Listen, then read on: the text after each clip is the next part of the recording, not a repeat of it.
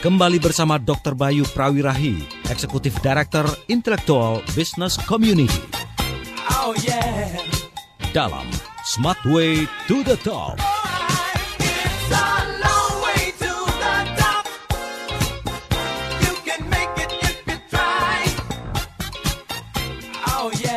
Dari Smart FM di Spirit of Indonesia, saya Daryl Adam masih bersama dengan Anda, tentunya bersama dengan Dr. Bayu Prawirahi, Eksekutif Director Intellectual Business Community dalam program Smart Way to the Top. Kita sedang memberi sebuah judul dalam perbincangan kali ini, yaitu Pioneering Industry on the Way to the Top. Bersama dengan teman kita malam hari ini ada Pak Jeff Adriano, walaupun kita belum dengar sama sekali suara beliau itu seperti apa. Nah, beliau ini adalah founder dan CEO dari PT Triaxis Composite. Pak Jeff, sebenarnya yang Anda rintis ini bentuk usaha apa ya Pak Jeff? Ini sebuah industri yang berbasiskan bahan dasar komposit. Jadi sebetulnya ini bisnis yang bergerak di bidang teknik material.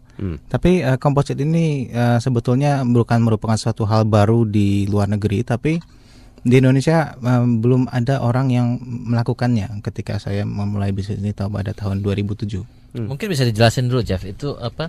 Komposit itu apa sih? Komposit itu adalah dua senyawa yang berdasarkan melalui suatu proses kimia itu menjadi satu kesatuan, menjadi satu. Contoh barangnya apa misalnya? Contoh misalkan kalau tipe komposit yang paling primitif yaitu kita bisa bilang itu semen dan tulangannya ya. Contohnya kalau pada zaman kira-kira 3.000-4.000 tahun lalu itu sebetulnya bentuk dasar komposit konsepnya adalah rami dicampur dengan tanah liat.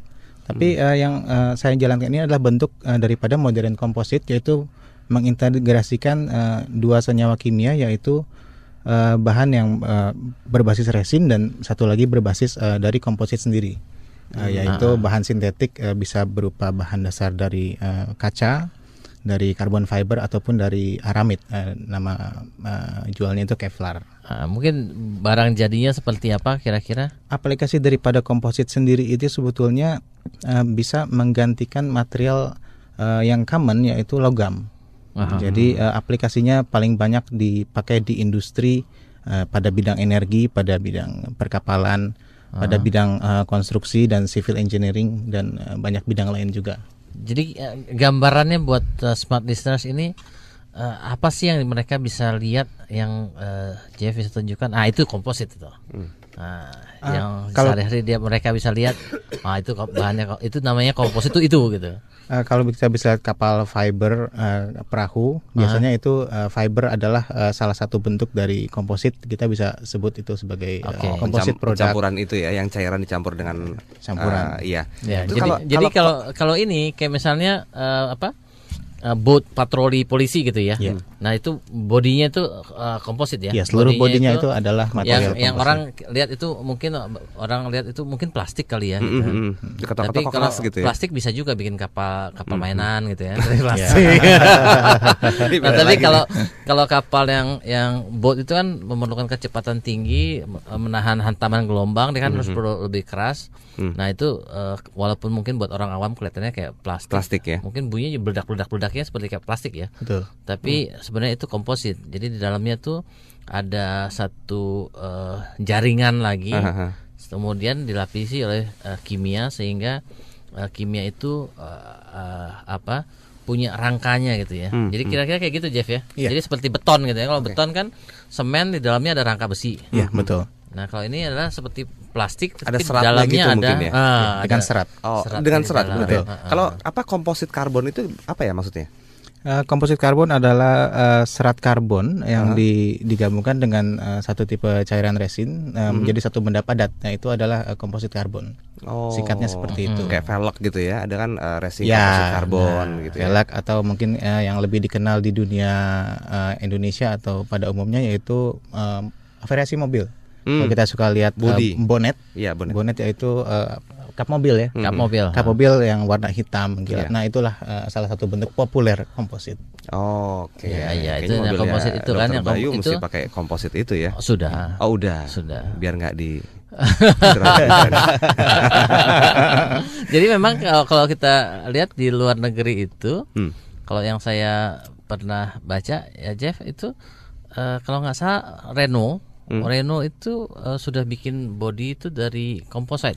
Ya, untuk truk tapi ya. Bukan, sedan. Oh, sedan ya. Sedan. Jadi kiri kanannya itu dia pakai komposit sehingga lebih ringan, ya.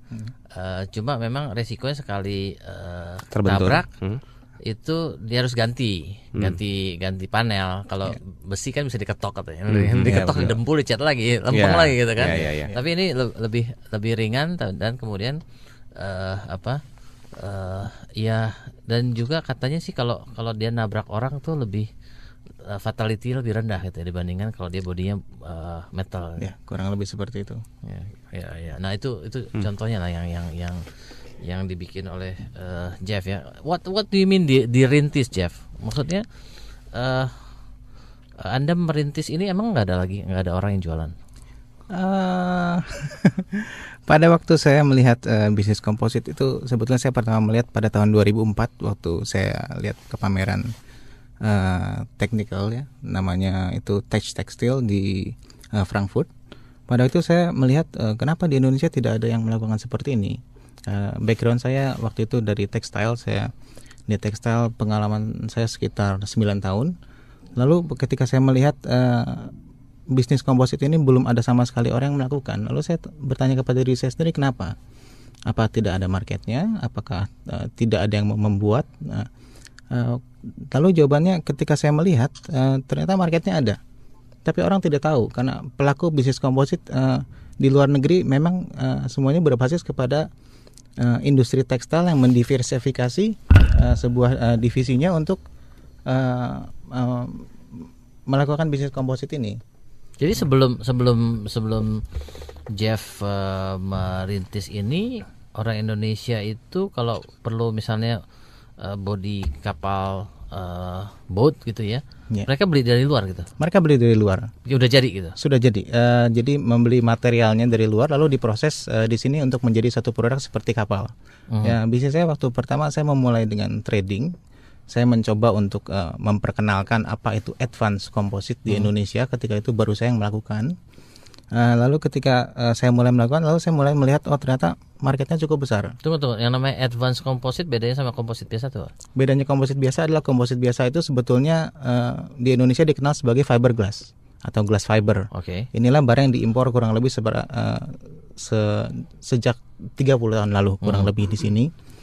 Lalu advance composite ini kurang dikenal di Indonesia, atau saya bisa bilang tidak dikenal karena orang market di sini mungkin merasa cukup untuk memakai bahan komposit yang basic. Tapi di luar negeri kebanyakan produk yang beredar ini sebagai konvensional komposit sudah tidak dipakai lagi karena tidak efektif dalam cara pengerjaannya, dalam segi efisiensi, dalam segi cost pun tidak efektif.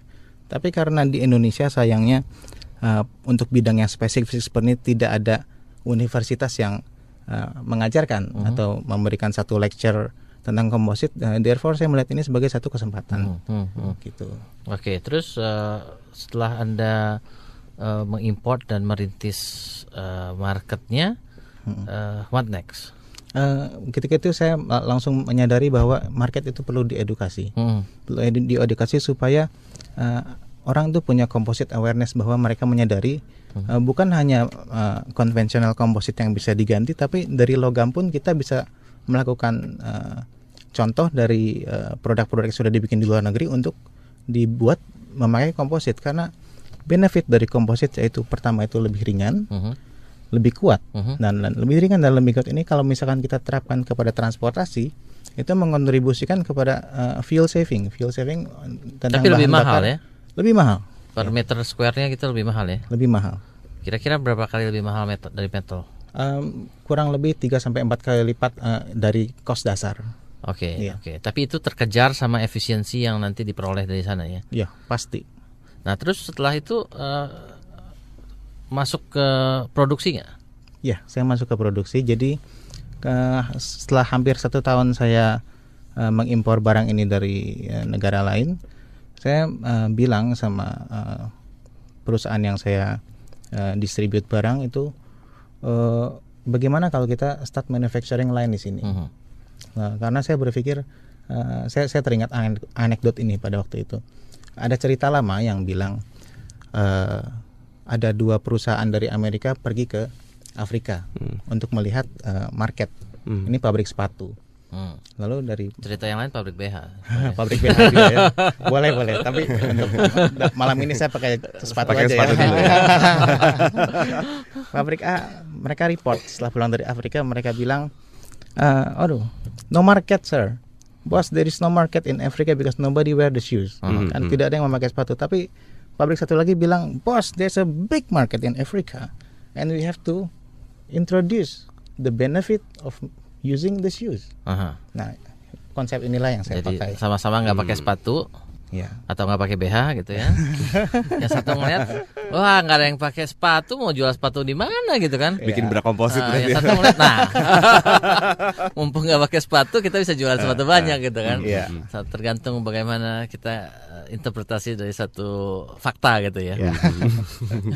Nah, ini Pak Jeff, kalau kita berbicara masalah PT Triaxis Komposit ini sendiri, berdiri tahun berapa ya kira-kira? Berdiri tahun 2007. 2007 ya. Atas dasar apa mungkin ketertarikan untuk bisa memberikan sebuah keunikan tersendiri atau keunggulan tersendiri atau bagaimana? Karena basic saya dari industri, jadi saya percaya sebetulnya apapun, walaupun yang saya lakukan ini masih dalam skala kecil, tapi saya percaya melalui industri ini sebetulnya kita harus dapat mengedukasi masyarakat secara langsung, ya, mengenai we can get more jobs, we can employ more people, and these industries sebetulnya bisa berperan serta dalam memajukan perekonomian Indonesia. Karena seperti beberapa tahun lalu sampai sekarang kita ada slogan 100% Indonesia. Sebenarnya di Indonesia menurut saya banyak orang yang pintar, banyak orang yang cerdas. Cuman where are they now? Ya. Waktu kita di Mensa gathering kita bicara tentang brain drain. Nah, inilah yang kelemahan yang Indonesia miliki, bahwa orang-orang pintar di Indonesia ini tidak kurang kerasan kalau melakukan bisnisnya ataupun bekerja sebagai profesional di Indonesia, karena mungkin mereka merasa tidak mendapat reward yang pantas. Nah, dengan adanya industri-industri kecil dan seperti saya di bisnis komposit, saya tidak malu untuk mengedukasi orang, institusi ataupun universitas untuk memahami lebih dalam tentang komposit, karena saya tidak takut, karena kita harus memikirkan dalam skala besar, tidak boleh memikirkan hanya kepada skala perusahaan diri sendiri. Mungkin kalau orang lain berpendapat, Jeff, kamu nggak usah terlalu edukasi banyak, nanti ada banyak saingan loh. Saya bilang, I'm only one man, I cannot do everything by myself. If I educate more people, people have more awareness about composite, many people can be safe, many people can have a job in the composite industry. And because this industry needs someone clever, needs someone that is good in the technical field. And then inilah yang merupakan isu yang terjadi dalam industri sekarang. Ya, memang kalau kita lihat industri yang lagi growing atau pioneer industry, the more people involved, ya sama aja kalau kita misalnya ke satu, kita buka hutan gitu ya, untuk bikin rumah gitu kan, makin banyak orang yang ikut sama kita buka hutan, buka rumahnya sendiri-sendiri, makin enak kita. Jadi rumah yang kita bikin itu tetangganya rumah lagi, bukan tetangganya langsung hutan gitu kan. Tapi kalau misalnya industri itu sudah mature, ya, dan semuanya istilahnya hutan itu udah jadi rumah-rumah semua. Ya, kalau kita mau bikin rumah, kita harus beli rumah orang gitu kan. Jadi kita harus rub shoulders ceritanya dengan orang lain, saling berkompetisi dengan orang lain. Oke, kita break sebentar ya, Dr. Bia dan Pak Jeff. Kita tunda dulu pembahasannya. Kita akan kembali setelah jeda iklan berikut ini, dan Anda masih bisa berinteraksi, silakan di 021 398 33888 atau di 0812 11 12 959. Satu pertanyaan kami, apa kesulitan dalam merintis suatu industri? Smart Way to the Top. Oh yeah.